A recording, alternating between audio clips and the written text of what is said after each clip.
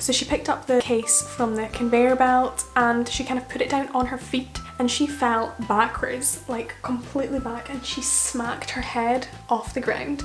I didn't react at all. I just watched her head like slap on the ground, and it was horrible to watch.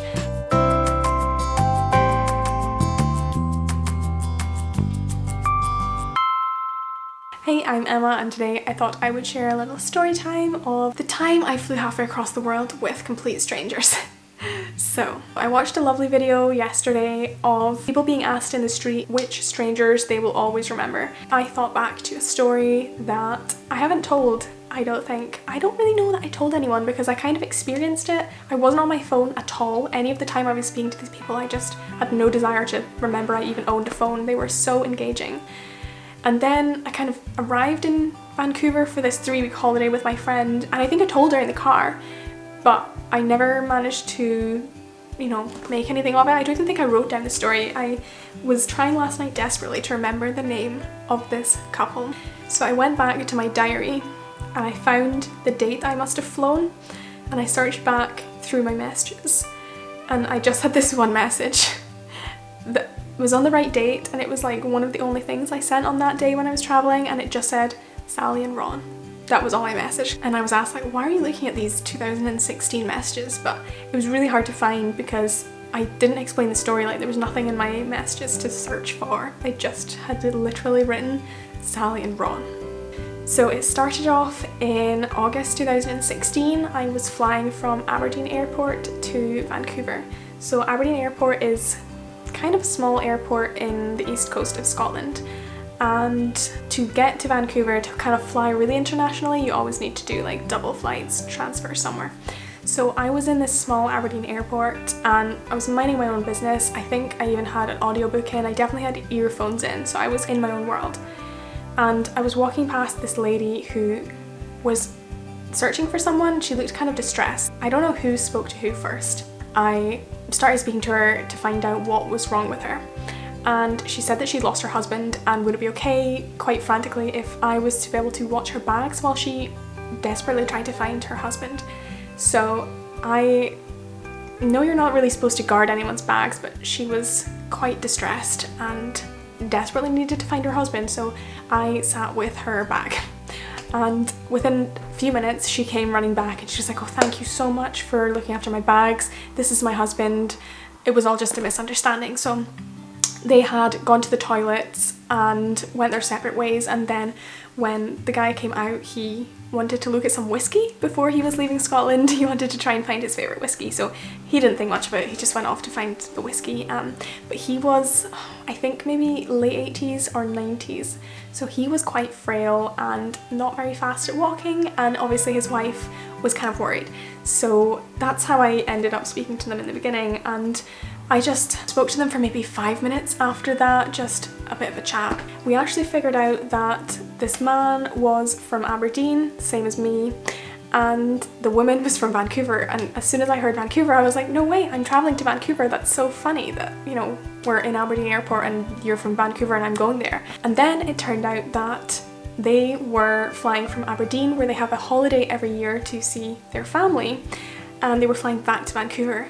So I was trying to figure out, are we on the same flights? And we were actually on the same flights. So from this kind of small-ish town airport to Vancouver, we were on absolutely the same flights. And so we were like, oh, that's really cool, but I was like, I need to get on with sitting in the airport listening to my audiobook and ignoring the world. It was a lovely interaction, but I just carried on going my own way and didn't see them again in Aberdeen Airport. When we got to London Heathrow, this is a super big airport, so I was not expecting to see them, but obviously we got off the same flight, and I noticed that they were kind of waiting to get off the plane. If I remember correctly, I just decided, like, I have a 6-hour transfer, so there's no reason for me to be rushing to get off this plane.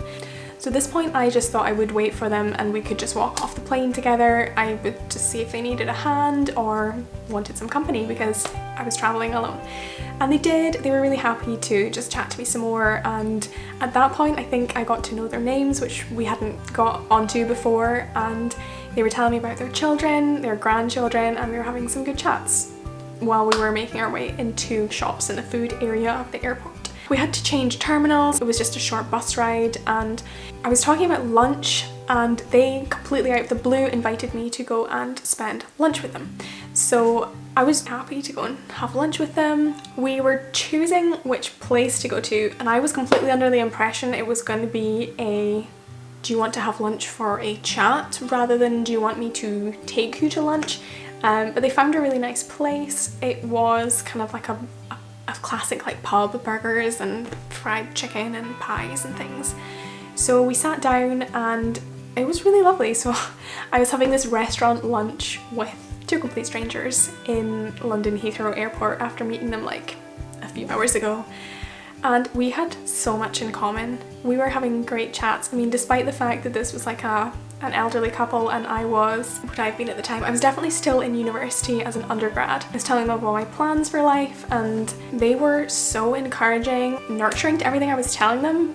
So we enjoyed lunch. I think we must have sat there for a few hours at least. We had maybe a lunch and a pudding or something. We definitely had more than one order of food.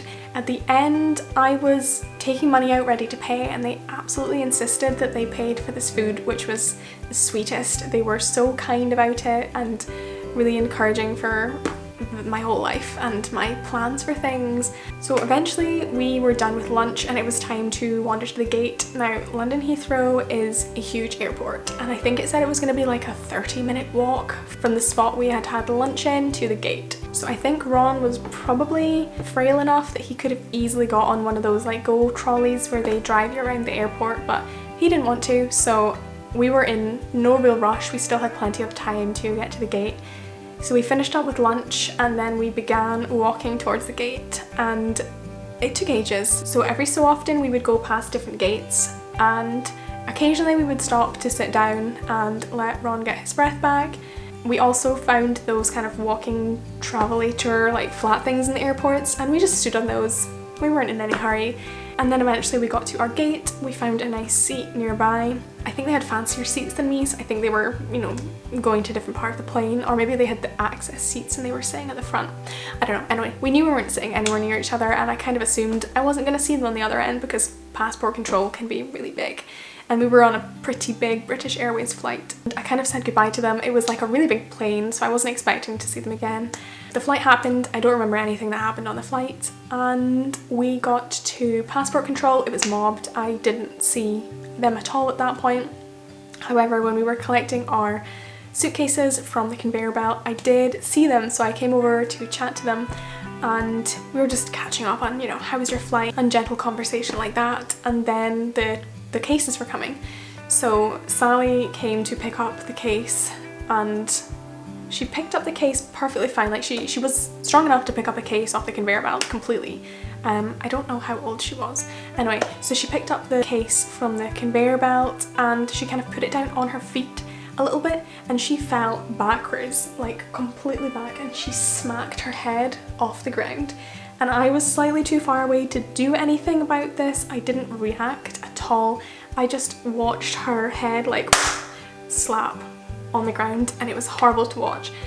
So I immediately ran and I like picked her up from the armpits. It was so bizarre.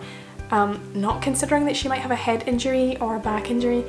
Anyway, I like immediately pulled her up off the ground.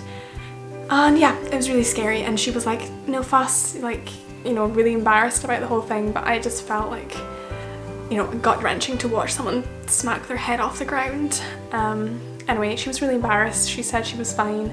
That was kind of the last that I saw them in the airport. I went through the nothing to declare and met the people who were picking me up from the airport and never saw or heard from them again.